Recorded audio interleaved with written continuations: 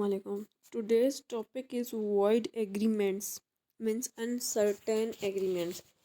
Section 29 states that if agreement are uncertain then they are void, means जो agreement uncertain होंगे, certain नहीं होंगे तो वो void हो जाएंगे. Any agreement which is language is not certain but try to certain its language in future, so this that type of agreements are also void.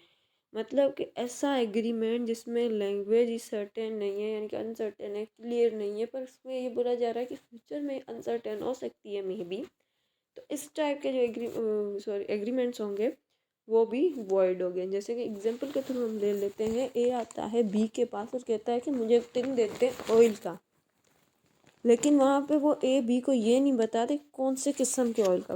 He just said मुझे tin of oil दे दें, लेकिन B जो है उसके पास different types के oil हैं.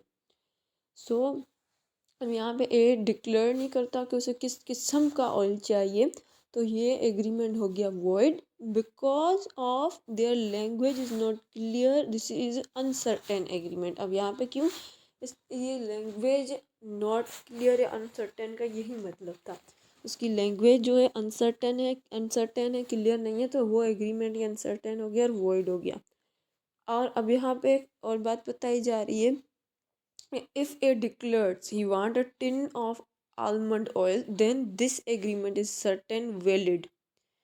Section 29 states that meaning of agreement must be clear on its face. यहाँ पे ये बात बताई जा रही है कि ए अगर डिक्लेयर वाजे कर देता कि उसे एक टिन बादाम के तेल का, आलमंड ऑयल का चाहिए, तो फिर ये एग्रीमेंट जो है वो सर्टेन हो जाता है, यानी कि वैलिड एग्रीमेंट हो जाता है. सेक्शन 29 ये कहता है कि एग्रीमेंट की जो मीनिंग है वो क्लियर होनी चाहिए, ज़रूरी अगले बंदे के सामने ही. ठीक है, जो उसके सामने क्लियर होगी उसे समझ आ जाएगी, वो सर्टेन क्लियर मीनिंग होगी और वो एग्रीमेंट वैलिड होगा, अदरवाइज नॉट. जैसे कि यहाँ पे हम दूसरा एग्जांपल ले लेते हैं कि A says to B I want to purchase fruits but B have so many different types of fruit, so this is also uncertain agreement और वॉइड एग्रीमेंट.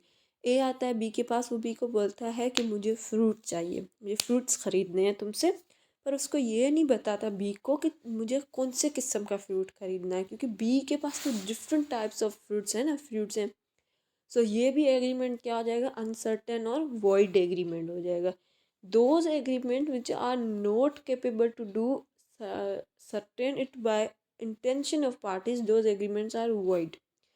मतलब कि वो एग्रीमेंट जो उनकी कैपेबिलिटी इतनी नहीं है कि वो पार्टीज़ की इंटेंशन मुशाहबत के साथ सर्टेन हो सकें, तो वो एग्रीमेंट क्या होंगे, अनसर्टेन एंड वॉइड एग्रीमेंट्स. ये था हमारा आज का lecture. Thank you so much.